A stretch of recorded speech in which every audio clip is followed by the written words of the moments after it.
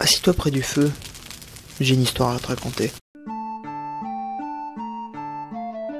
J'ai dû avoir une force, un courage incommensurable pour traverser monts et merveilles, traverser cette saloperie de porte qui me séparait de... Non, enfin je déconne, hein. Vraiment j'ai parcouru juste 5 mètres de la porte à l'extérieur et je me suis juste dit, oh j'ai traversé cette putain de muraille. Mais en fait la muraille, il n'y avait rien à traverser, il n'y avait même pas de garde, il n'y avait rien du tout. Vraiment c'était pas une épreuve de fou. Je me demande d'ailleurs pourquoi j'attendais autant de temps pour traverser cette muraille.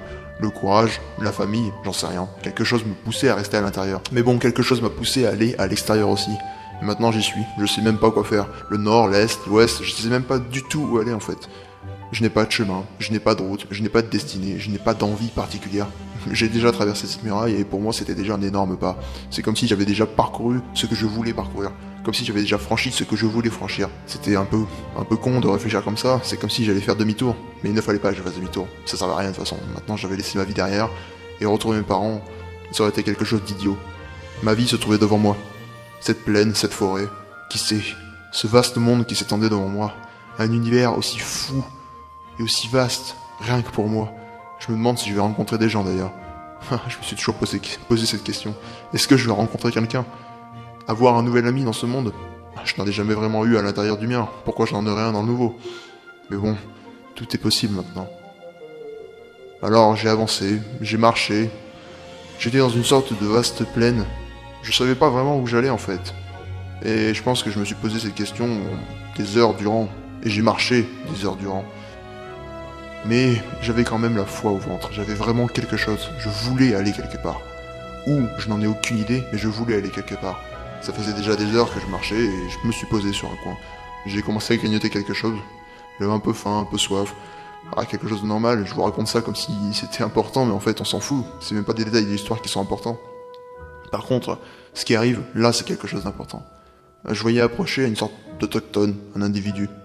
Il courait vers moi. De loin, je pouvais l'imaginer... en fait, je pouvais rien imaginer, je voyais rien du tout. Et je le voyais courir, se déplacer. Le vent emportait le sable quand il courait. C'était assez marrant à voir.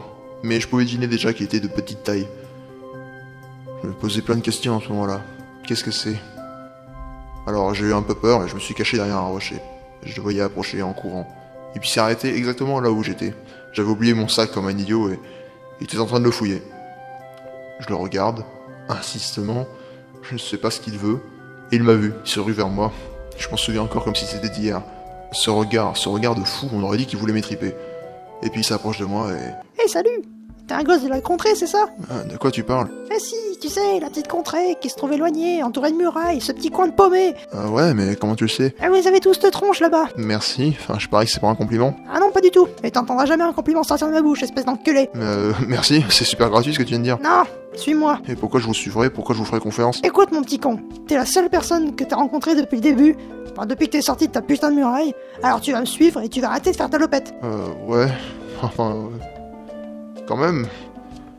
Qu'est-ce que vous voulez? Moi, qu'est-ce que je veux? Je ne veux que ton bien, petit. Ça sonne un peu comme une sorte de phrase sortie d'un vieux film. T'es sérieux là? Quoi? Tu viens de parler de films?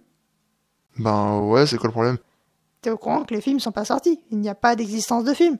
C'est même pas encore inventé. On est dans un monde médiéval post-apocalyptique. Ah oui. C'est de l'anachronisme ce que tu viens de faire. Oui bon, ça va, on recommence.